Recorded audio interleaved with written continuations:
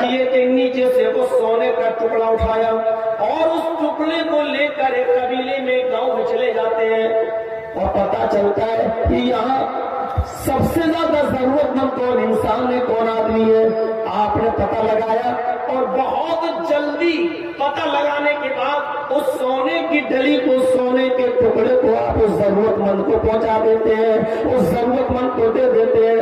اس کے بعد جناب محمد رسول اللہ صلی اللہ علیہ وسلم پھر تشریف لاتے ہیں، مسجد کے اندر داخل ہوتے ہیں۔ ایک چھوٹی سی آیت میں نے آپ کے سامنے تلاوت کی ہے، میں اسی آیت کی روشنی میں اپنی بات کو آگے بڑھاؤں گا۔ اللہ رب العالمین نے فرمایا وَسَارِعُوا إِلَى مَغْفِرَةٍ مِّن رَّبِّكُمْ وَجَنَّةٍ عَرْضُهَا السَّمَاوَاتُ وَالْأَرْضُ اعدت للمتقین۔ بہت ہی چھوٹی سی آیت کا ایک ٹکڑا ہے، اس میں اللہ تبارک و تعالی نے دوڑ لگانے کا حکم دیا ہے، ریس لگانے کا حکم دیا ہے، لیکن کس چیز میں؟ ایک دوسرے کو مقابلہ کرنے کا حکم دیا ہے، لیکن کس چیز میں؟ اسی کی تشریح کرنا ہے۔ وَسَارِعُوا إِلَى مَغْفِرَةٍ مِّن رَّبِّكُمْ، دوڑو، بھاگو، یا یوں کہہ لو ریس لگاؤ، ایک دوسرے سے آگے نکلنے کی کوشش کرو۔ اِلَى مَغْفِرَةٍ مِّن رَّبِّكُمْ، اپنے رب کی مغفرت کی طرف دوڑو، اپنے رب کی مغفرت کی طرف دوڑو، اپنے رب کی بخشش کی طرف۔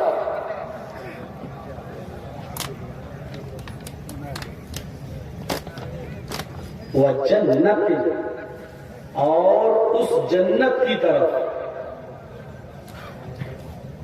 ریس لگاؤ، اس جنت کی طرف۔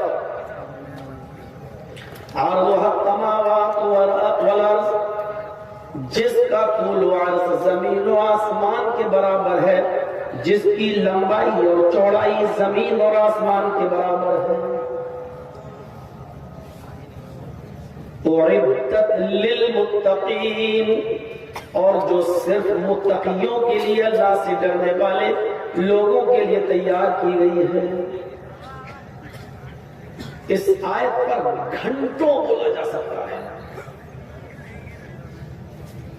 بلکہ اس آیت پر کئی کئی دن خطاب کیا جا سکتا ہے۔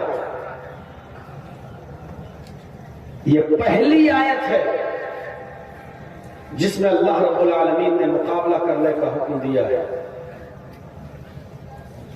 ایک دوسرے سے آگے بڑھنے کا حکم دیا ہے، ایک دوسرے کے ساتھ ریس لگانے کا حکم دیا ہے۔ ورنہ پورا قرآن پڑھ جائیے، اللہ رب العالمین نے کہیں پر بھی کسی کو پیچھے کرنے کا، ڈھکیلنے کا، یا اس کو نقصان پہنچا کر اس سے آگے بڑھنے کا آرڈر یا حکم آپ کو پورے قرآن میں کہیں نہیں ملے گا۔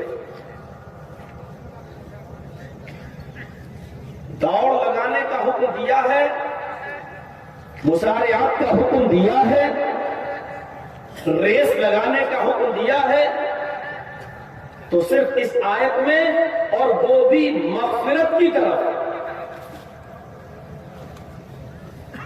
اپنے رب کی بخشش کی طرف۔ مطلب بالکل واضح ہے کہ دنیاوی زندگی میں دنیا کے لیے ریس مت لگائیے، ہمارے پڑوس میں اگر کوئی آدمی 1 کروڑ کا مالک ہے تو ہم اپنے پڑوسی سے 1.5 کروڑ کا مالک بن کر اس سے آگے نکلنے کی ہم کوشش کر رہے ہیں. یہ کوشش مت کیجیے آپ.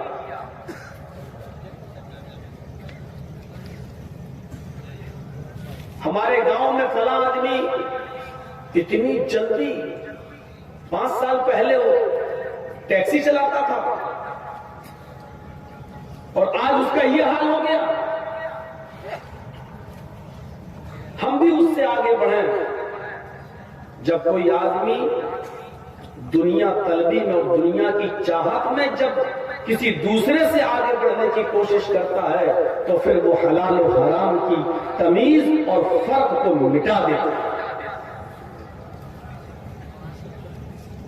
پھر وہ یہ نہیں دیکھتا, اس کے سر پر ایک جنون ہوتا مجھے اس سے آگے بڑھنا ہے. کیسے بڑھنا ہے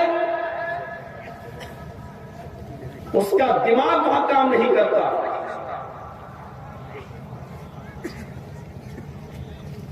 آپ کو تو معلوم ہی تھا کہ میں جس ماحول میں تھا ابھی اور جس جگہ تھا اس کو بار بار بولنے میں بھی شرم آتی ہے.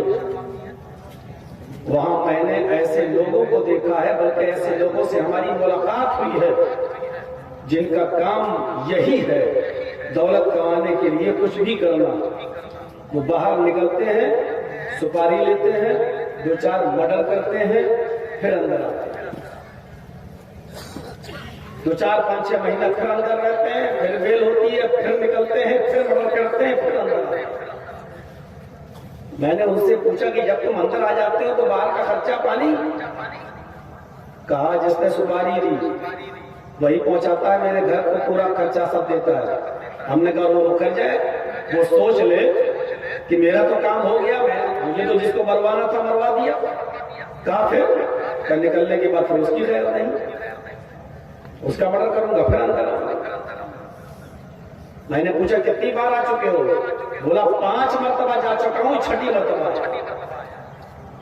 اس کے بعد کیا کرو گے؟ بولا پھر یہی کام کریں. اب آپ غور کیجیے, کسی جس کو وہ مار رہا ہے اس سے اس کی کوئی دشمنی نہیں ہے, اس سے کوئی جھگڑا نہیں ہے, لیکن چونکہ اب اس کو آگے بڑھنا ہے, اپنے مال و دولت, گھر و مکان کو بڑھانا ہے, اپنے محلے میں, اپنے گاؤں میں اپنا ڈر لوگوں کے دلوں پر قائم کرنا ہے کہ اس سے بچ کر رہنا, اور دوسرا دولت اور پیسوں میں اس سے آگے بڑھنا ہے, اور اس کے لیے اس کی اطرف کام نہیں کر رہی ہے کہ اس کو کیا کرنا ہے. وَسَارِعُوا إِلَىٰ مَغْفِرَةٍ مِّن رَّبِّكُمْ وَجَنَّةٍ, اپنے رب کی مغفرت کی طرف ریس لگاؤ, اپنے رب کی مغفرت کی طرف دوڑو. وَجَنَّةٍ أَرْضُهَا السَّمَاوَاتُ وَالْأَرْضُ, اور اس جنت کی طلب کے لیے, اس جنت کو پانے کے لیے, اس جنت کو حاصل کرنے کے لیے دوڑ لگاؤ. آپس میں ایک دوسرے سے آگے نکلنے کی کوشش کرو. جس جنت کی لمبائی اور چوڑائی, جس کا طول و عرض زمین و آسمان کے برابر ہے, السماوات والارض, جو جنت آسمانوں اور زمین کو گھیرے ہوئے ہے, آسمان اور زمینوں کے برابر, آسمانوں اور زمین کے برابر. کتنی بڑی ہوگی وہ جنت. معمولی سی جگہ اگر جنت میں کسی کو مل گئی رہنے کے لیے, جنت میں سب سے کم جگہ جس کو ملے گی, یعنی اس کا مطلب وہ دنیا میں بہت کم دیندار ہوگا, جنت میں کوئی ایسا شخص بھی ہوگا جس کو بہت کم جگہ ملے گی, سب سے کم, اور سب سے کم جگہ بھی جس کو ملے گی وہ اتنی ہوگی کہ ایک سائیڈ سے اگر وہ گھوڑے پر بیٹھے اور دوسرے سائیڈ پر اپنے چھوڑ تک جانا چاہے, جہاں تک اس کو جگہ ملی ہے وہاں تک جانا چاہے, اس آخری کنارے تک جانا چاہے, تو اس گھوڑے پر بیٹھ کر وہ 100 سال تک چلتا رہے, اور وہ گھوڑا 100 سال کے بعد جہاں رکے گا وہاں تک. یہ اس آدمی کی جگہ ہوگی جو سب سے کم جگہ جس کو ملے گی. اب آپ اندازہ لگائیے کہ اس کی لمبائی اور چوڑائی کتنی. مسارعت کہتے ہیں ریس لگانے کو، مسارعت کہتے ہیں دوڑنے کو، مسارعت کہتے ہیں دوسرے سے آگے بڑھنے کو. اور یہاں قرآن کی آیت بتا رہی ہے کہ آگے بڑھنے کا حکم ہے، لیکن کس میں؟ اپنے رب کی مغفرت کی طرف دوڑنے میں اور جنت کو پانے میں. اور جنت کو پانے کے لیے ہمیں جنت جیسے کام کرنا پڑیں گے. مرڈر کر کے جنت نہیں ملے گی، دھوکہ دے کر روزی کمانے میں جنت نہیں ملے گی، دکان پہ بیٹھ کر دن بھر 3-5 کرتے رہو، جھوٹ بولتے رہو، 100 کا مال 500 میں بیچتے رہو، کہتے رہو کہ اللہ کی قسم 50 روپئے تو بچ رہے ہیں، کیا 50 روپئے بھی ہم آپ سے نہیں کمائیں گے تو کیا؟ دن بھر یہ سب بہانے بازیاں کرتے رہو تو ایسے جنت نہیں ملتی.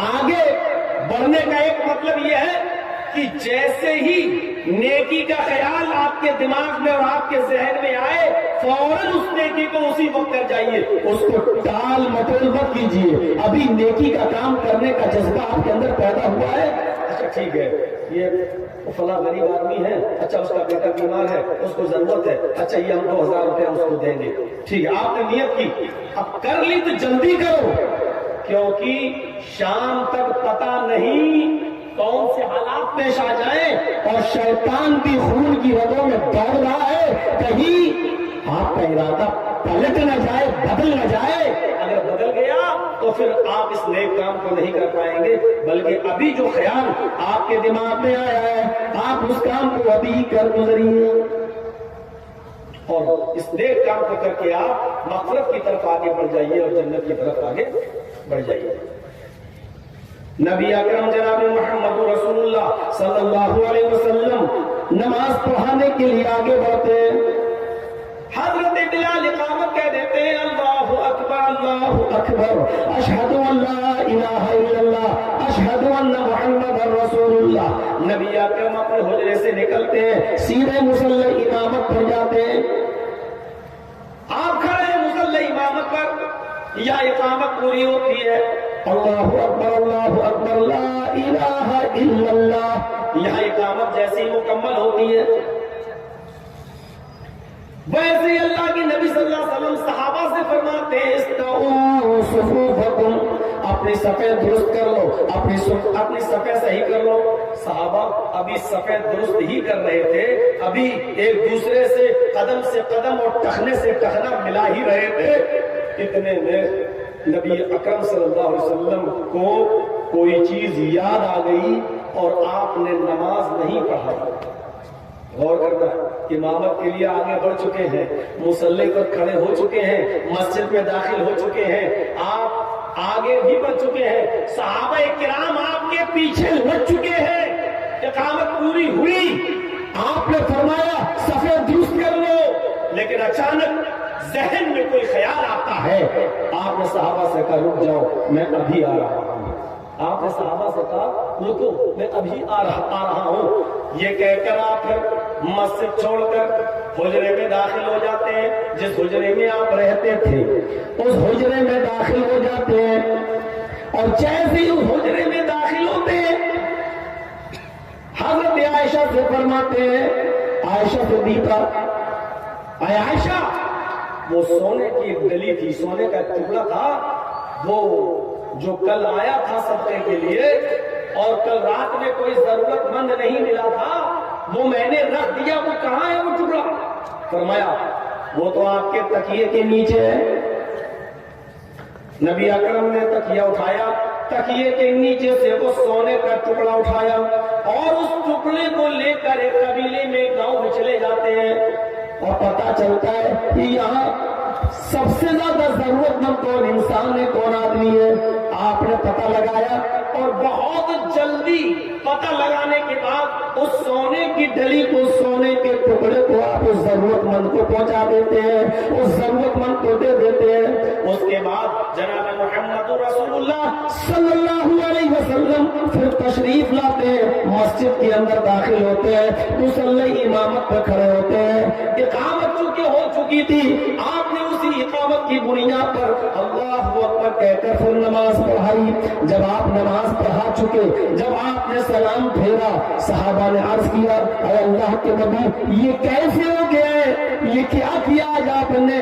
اقامت ہو چکی تھی, جماعت کھڑی تھی, ہم لوگ سب تیار تھے, آپ کی تکبیر تحریمہ کا انتظار کر رہے تھے, ہم تو نیتیں اپنی باندھنے والے تھے, ہم سب کے چہرے قبلے کی طرف تھے, ہم سے بات کی تکبیر تحریمہ کا انتظار کر رہے تھے کہ اچانک آپ پلٹے. آپ نے فرمایا رک جائیے. پھر آپ اپنے گھر جاتے ہیں اور پھر گھر سے باہر نکلتے ہیں, پتہ نہیں کس گاؤں سے آپ تشریف لا رہے ہیں, اور آپ آ کر نماز پڑھانے لگتے ہیں. آپ نے ایسا کون سا کام آپ کو پڑ گیا کہ نماز جیسی بڑی عبادت اور نماز جیسی اہم عبادت بھی آپ نے اس کام کے لیے چھوڑ دی, اور آپ اس کام سے فارغ ہو کر پھر آپ نماز پڑھاتے ہیں. آپ نے فرمایا میرے ساتھیوں کل کچھ مال آیا تھا, اس میں سونے کا ایک ٹکڑا بھی تھا, میں نے مال کل غریبوں اور مسکینوں میں تقسیم کر دیا, ضرورت مندوں میں تقسیم کر دیا, سونے کا ٹکڑا رہ گیا. میں نے سوچا رات لمبی ہے, کوئی نہ کوئی ضرورت مند رات کی تاریکی میں بھی آ جاتا ہے, میں اس ضرورت مند کے حوالے کر دوں گا. فجر تک کوئی نہیں آیا, پھر ابھی بھی میں نے دیکھا آپ اس نماز کو ادا کرنے کے لیے آئے, ابھی بھی کوئی ضرورت مند نہیں ملا. جیسے میں مصلی امامت پہ کھڑا ہوا, میرے ذہن میں یہ خیال آیا کہ اس سونے کے ٹکڑے کو سب سے پہلے غریبوں اور مسکینوں میں تقسیم کر دیا جائے. تو میں گیا اور میں نے اس کو تقسیم کر دیا, ضرورت مند تک پہنچا دیا, اور اب میں آیا. اب صحابہ کا سوال سنیے, اے اللہ کے رسول یہ کام تو نماز پڑھانے کے بعد بھی کر سکتے تھے, یہ کام تو آپ نماز پڑھانے کے بعد بھی تو کر سکتے تھے. آپ نے فرمایا فجر میں جب یاد نہ رہا تو ظہر کے بعد بھی تو میں بھول سکتا تھا, یا کوئی بھی نماز پڑھانے کے بعد بھی تو میں بھول سکتا تھا. میں نہیں چاہتا ہوں, موت و زندگی کا کوئی بھروسہ نہیں, کہیں اس حال میں میرا انتقال نہ ہو جائے, کوئی ملک الموت میری روح قبض کرنے کے لیے چلا ہے, اس حال میں میں اللہ کے پاس جاؤں کہ جب اللہ سوال کرے تو مجھے اس کے جواب بھی یہ کہنا پڑے ہاں غریبوں کے لیے ایک سونے کا ٹکڑا تھا جو میں دے نہیں پایا, غریبوں تک پہنچا نہیں پایا, اس لیے وہ ٹکڑا میرے گھر میں رہ گیا. میں چاہتا تھا کہ جب میری سامنے ملک الموت آئے تو میں بہت سی باتیں سوچوں, تو اس میں یہ بھی سوچوں کہ جب اللہ مجھ سے پوچھے تو میں یہ کہوں کہ میں اپنے گھر میں کوئی چیز چھوڑ کے نہیں آیا. جب میرے ذہن میں یہ خیال آیا سونے کا ٹکڑا رہ گیا تو میں نے سوچا کہ پہلے اس کو تقسیم کر دو, یہ نہ بھول جاؤں, اس لیے کہ نماز کا پڑھانا تو میں بھولتا نہیں ہوں, ہاں صدقہ خیرات میں بھول سکتا ہوں کیونکہ یہ غریبوں کا حق ہے. اس لیے میں گیا اور پہلے میں نے یہ نیک کام کر دیا اور غریبوں تک ان کا حق جو تھا وہ میں نے پہنچا دیا. اب میں یہاں پر آیا ہوں اور نماز پڑھایا ہوں, الحمدللہ اب میں ایسا ہوں کہ اگر میری روح بھی نکل جائے اور اللہ سوال کرے تو میں کہہ سکتا ہوں کہ میں نے اپنے گھر میں کچھ بھی نہیں چھوڑا. یہ کون سا تصور تھا اور اس واقعے کے پیچھے کون سی تعلیم چھپی ہوئی ہے, کون سا درس چھپا ہوا ہے, کون سا میسج چھپا ہوا ہے, کون سا پیغام چھپا ہوا ہے اس واقعے کے پیچھے. وَسَارِعُوا إِلَىٰ مَغْفِرَةٍ مِّن رَّبِّكُمْ وَجَنَّةٍ, دوڑو اپنے رب کی مغفرت کی طرف اور اس جنت کی طرف جس کا طول و عرض آسمان اور زمین کے برابر ہے. دوڑو, جیسے ہی خیال آیا نیکی کا کام کر دیا. بھولی ہوئی چیزیں دو ہی جگہ یاد آتی ہیں, یا تو نماز میں یا لیٹرین میں. پورے دن آپ کو کچھ یاد نہیں ہے, آپ لیٹرین کرنے بیٹھ جائیں اچانک یاد آ جائے گا. ایسا ہوتا ہے اور یہ انسانی فطرت میں داخل ہے. یہی سونے کا ایک ٹکڑا نبی اکرم کو نماز میں, حالانکہ آپ کو نماز کے اندر نہیں نماز سے پہلے یاد آ گیا. اور اسی قسم کا ایک واقعہ عطاء الغفرت میں حضرت ابو بکر صدیق رضی اللہ تعالیٰ عنہ کے بارے میں لکھا. کو لیٹرین میں قضاء حاجت میں یاد آیا۔ اس زمانے میں لوگ لوٹا لے کر برتن لے کر کھیتوں میں قضاء حاجت کے لیے جایا کرتے تھے۔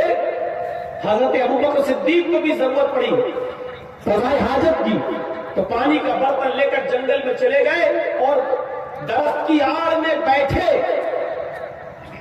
ابھی پانی کا برتن رکھا ہی تھا، ابھی بیٹھے ہی تھے کہ ایک دم کھڑے ہو گئے، نکل آئے، گھر گئے،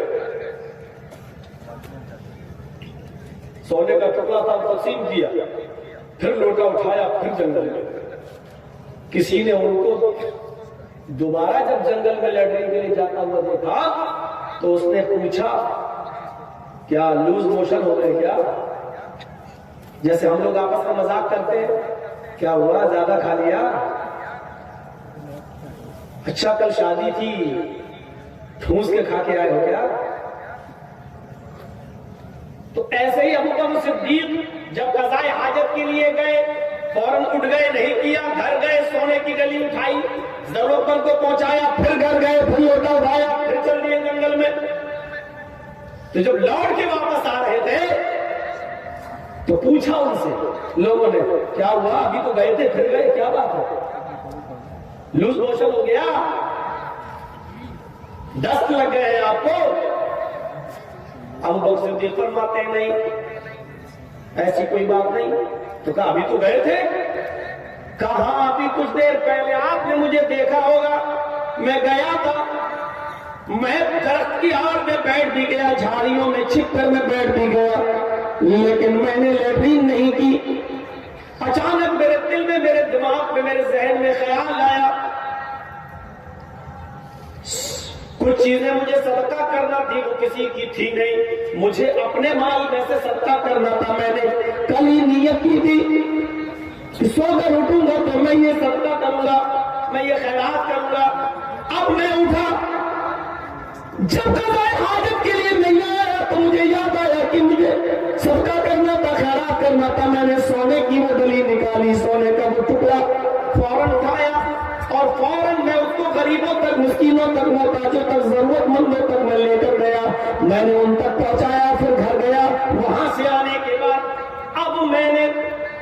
اب دوبارہ جب میں گیا تب میں قضاء حاجت سے فارغ ہوا، پہلے میں نے لیٹرین نہیں کی تھی، اب میں نے کی ہے۔ لوگ ہنسنے لگے، اے ابوبکر یہ کون سی عقل مندی کا کام کر دیا؟ ارے آپ کو جب سونے کا تو تقسیم ہی کرنا تھا، اس کو بانٹنا ہی تھا، غریبوں میں دینا ہی تھا، تو لیٹرین کرنے کے بعد بھی تو گھر جا سکتے تھے، اس کے بعد بھی تو غریبوں مسکینوں میں سونا تقسیم کر سکتے تھے، ان کو خیرات کر سکتے تھے، صدقہ کر سکتے تھے۔